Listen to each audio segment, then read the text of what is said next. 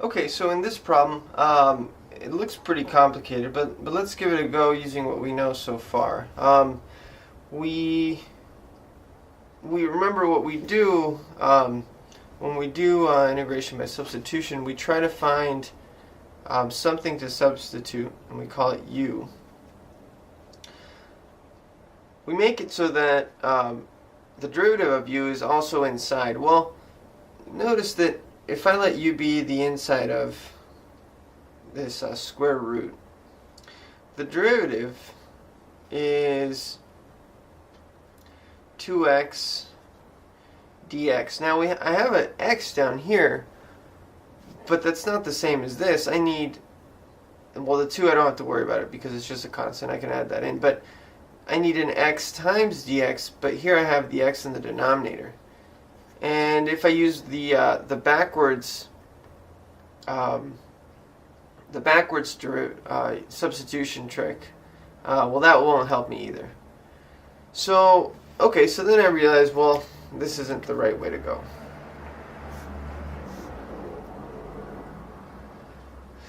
And this happens pretty often when you're doing integration, is that there's so many techniques you could use that you have to figure out which way to do the problem, and it's not exactly obvious at first. So it takes a lot of practice, but that's okay. Well, let's try to think here. Notice that this kind of looks like the derivative of one of the inverse trig functions. And I know this isn't one of the ones that you typically remember usually, but let's do a quick little recap here on the side. You might remember that the derivative of the inverse secant function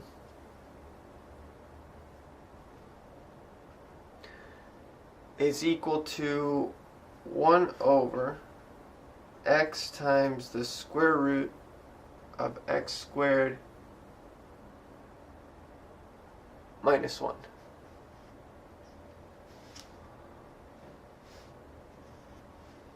And if you compare these two, well, they're pretty similar, right? So then, okay, so then your job becomes, all right, so I want to see if I can make it look like this. Well, the only thing separating these two from each other really is, well, first of all, the absolute value. We don't have to worry about that because notice that I'm going from, x is never negative here. So I don't have to worry about the absolute value. But I do have to worry about the fact that this is a 1 and this is a 4. Okay, but I could solve that problem. All I have to do is, so I'm going to rewrite the integral. Let me just put the limits again. Okay, so I'm going to have dx, the x, and then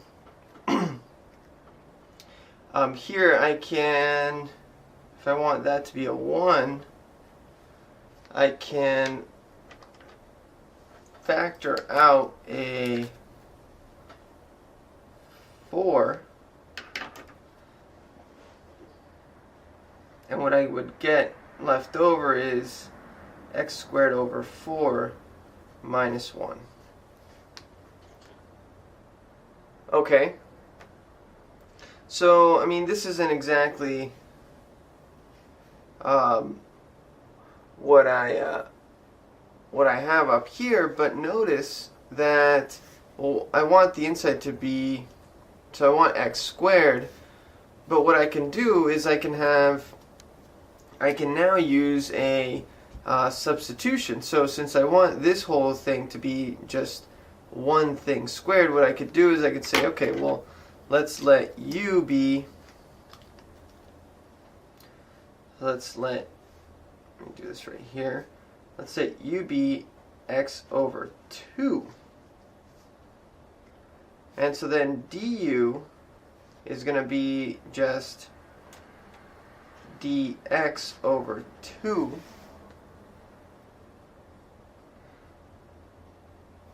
And So then, okay, so let's rewrite this using the information that I just put in. So I'm going to have the integral. I'm going to write it kind of big because it's a big expression. I'm going to have 1 over square root of 3 on the bottom, 1 over square root of 2.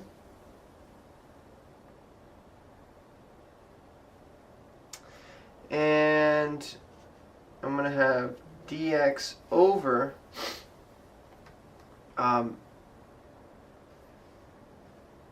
x, the square root. Okay, so the square root of 4, I'm going to take it out, and it's going to be a 2 out here. Okay, and then so inside, I'm going to be left with x over 2 all squared minus 1. So all I did right now is I took out the 4, I got the square root of it, so it comes out as 2, and then I rewrote this as x over 2 squared, and so then notice that if you take a look at this, this guy right here is u, so I would have u squared minus 1, and then I can't have the x here, so this is a problem. So I can't have the x, but I need to have u, because everything needs to be a u. Well, I have, this is dx over 2, so that's the du. So this is the du. So that's good. But now I need to get rid of this x. Well, from up here, if u is x over 2, then that means that x is equal to 2 times u. So what I can do is substitute this x for a 2u.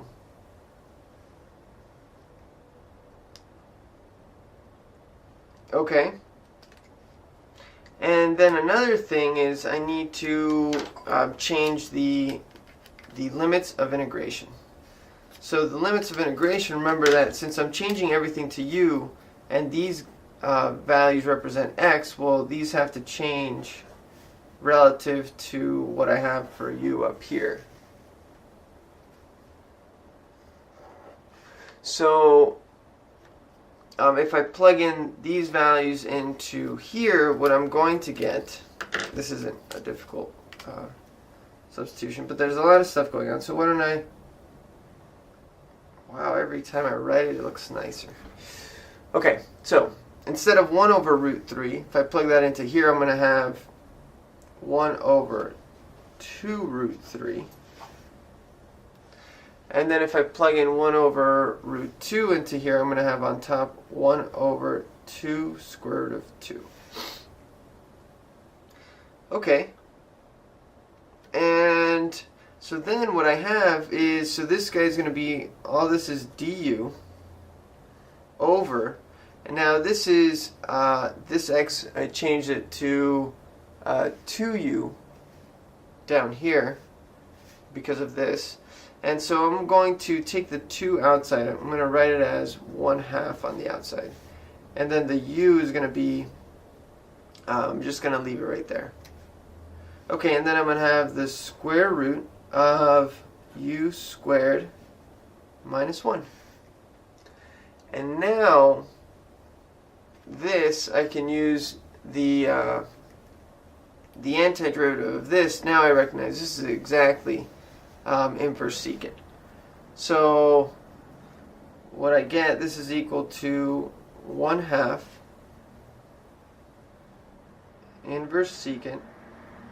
The 1/2 is this one right here, of u evaluated, let me do it in red, from 1 over 2 square root of 3 to 1 over 2 square root of 2.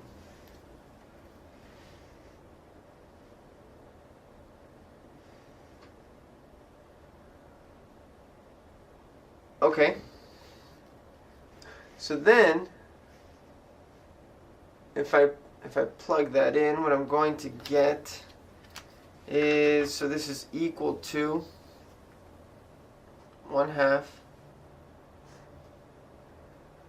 inverse secant of, plug in the top,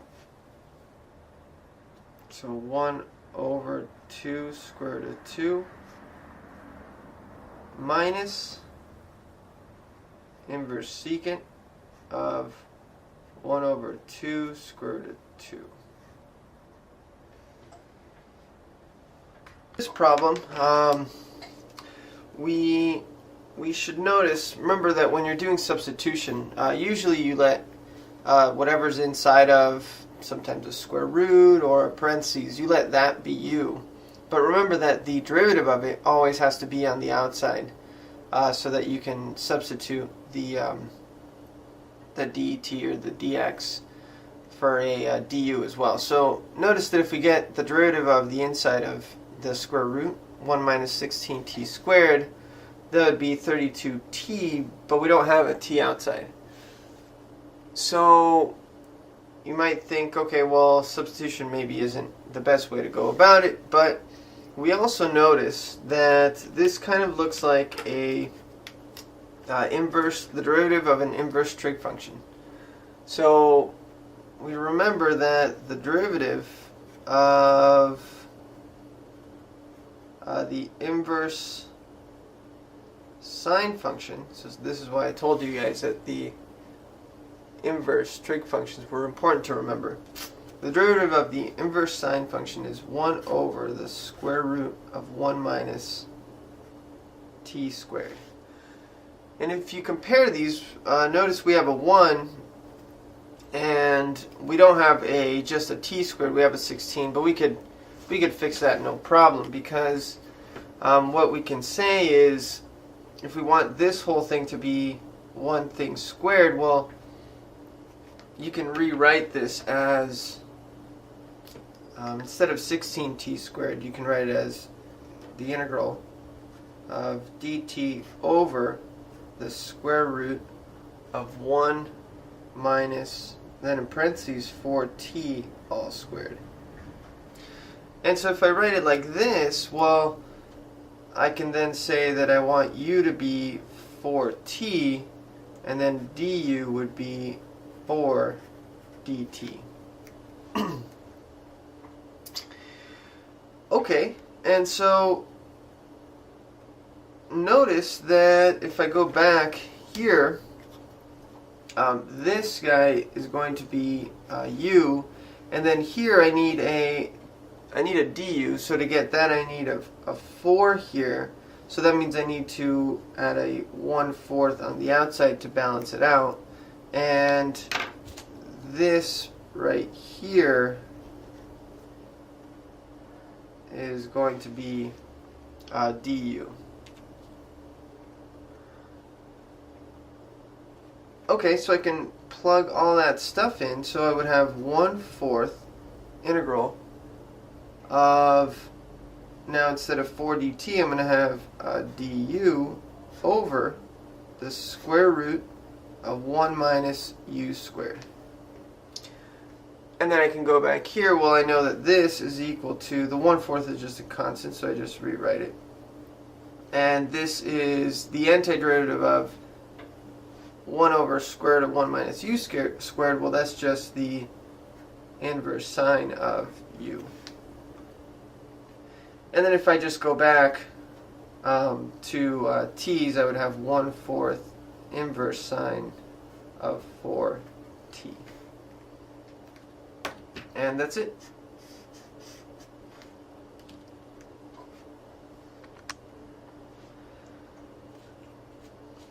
Okay, so this problem, again, similar to the ones that we had before, just a little bit different. Again, we notice that we can't use u substitution directly because the derivative of 4 plus x squared is 2x, and we don't have an x up on top. If we did, then this would be a prime candidate for just the normal u substitution method. Okay, but I do notice that this does look like the derivative of an inverse trig function, which has now become the order of the day. Remember that the derivative of the inverse tangent is equal to 1 over 1 plus x squared.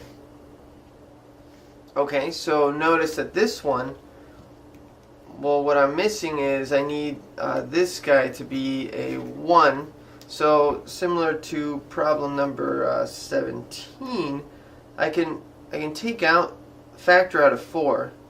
So I'm just going to write the 1/4 on the outside. And if I factor out of 4, I'm going to be left with 1 plus, and then instead of x squared, I'm going to have x squared over 4.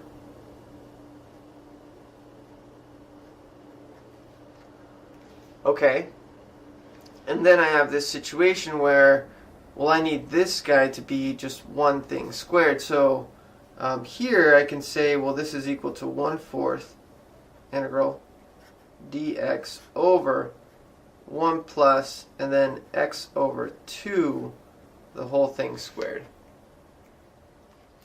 Okay, now I can do my my substitution. I could say, okay, well, let's let u equal x over 2, and then du is going to be equal to dx over 2.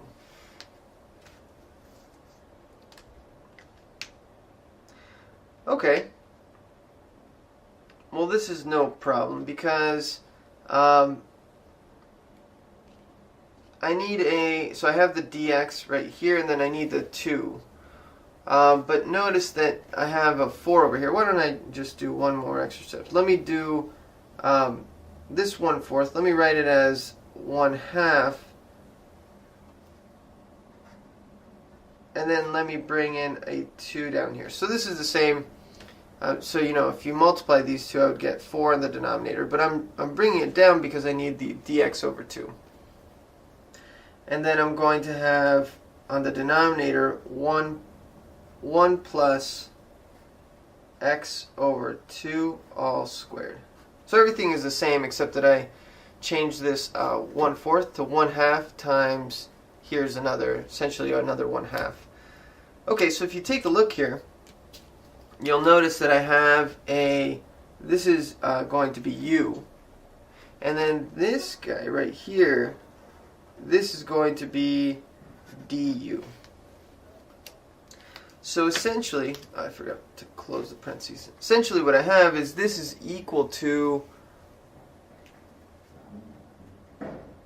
1/2 the integral of du over 1 plus u squared.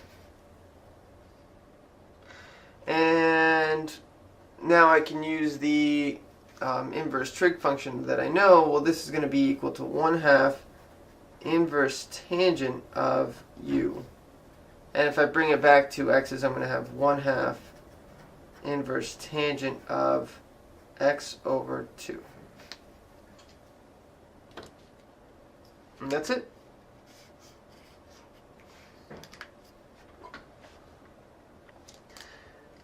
Okay, so this problem, it looks like an absolutely terrible, terrible problem.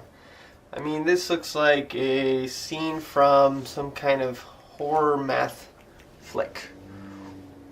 Ooh, arctangent, 1 plus x squared. What am I going to do? But it's actually surprisingly simple. If you remember, and this is why integration is so I guess difficult to master, is that there's so many different types of problems, so many ways to approach it, and only with a lot of practice you start to recognize exactly what to do. But we notice that if you take a look at arctangent and 1 plus x squared, well, we remember that the derivative of arctangent, I mean, we actually just used it on the problem before this one. The derivative of arctangent is 1 over 1 plus x squared. Okay, so I mean, you notice that the derivative of arctangent is right there. Well, this is a prime candidate for U substitution, because that's what you look for. And so, okay, so let's see what we get here. Well, we want the U to be arctangent of x, because, well, we notice that the derivative of arctangent, so du, is going to be 1 over 1 plus x squared dx. But this, we'll see this guy is right here. Whoa. Oh my gosh. This is du. This one's actually easier than the ones that we were just doing prior to this one, because that's du. This is u. We don't even have to do any funny business like factor out a number or anything like that. So why don't I rewrite this here? So all this is equal to, let me put this in a little bubble. This is equal to the integral, this red guy's du over u. And I mean, well, I know that the derivative of this one, this is just a natural log of the absolute value of u plus some constant c. And so,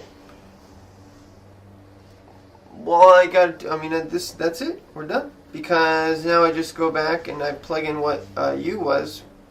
U is arctangent of x plus c.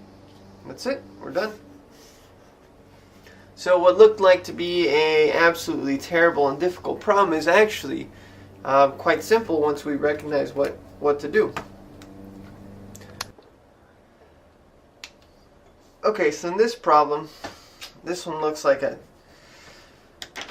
if we look at the, if we remember what we just did, we're thinking, well, this 4x squared plus 9, well, if you remember the inverse trig functions, well, the arctangent is positive, but it's not under the square root. And then you have, it can't be arcsine or arccosine because it's not negative. So then you bang your head against the wall for a while, maybe flip through the pages of your book, looking for some formula that'll help you. And until you realize that the answer, you already know the answer to this problem, to the way to approach this problem, because this is actually a problem that you've done before. It's just that once you get past a certain point, if you've been applying certain rules, then all of a sudden you think that this should be exactly like the problem you just did using the inverse trig functions. But notice that this is actually a fairly simple substitution problem, because we notice that if we let u be the inside of this square root, notice that the derivative of this guy is actually 8x. Well, that's right here, besides from the 8, but we have an x here. So we actually have a way to find du. So all we got to do is we would put an 8 here. So 8 right here, then to balance it out, an 8 on the bottom. And, well, this is equal to u, and this guy is equal to du. And this pretty much takes care of the whole problem, because this is just equal to 1/8 the integral of du over square root of u. well, this is not a big deal. I just turn u into square root of u into u to the 1/2, and so this is equal to 1/8 integral u to the negative 1/2 du, and then I just use the power rule. So then, this is just equal to 1/8 times u, so I add 1, so I would get positive 1/2, divided by 1/2, which is the same thing as multiplying by 2. And so then these guys, I can reduce them, and then if I go back to what u is, this would equal to 4x squared plus 9 to the 1/2 all over 4 plus c. I forgot my plus c's. I always forget my plus c's. You should not forget your plus c's. Square root of 4x squared plus 9 over 4. And that's it.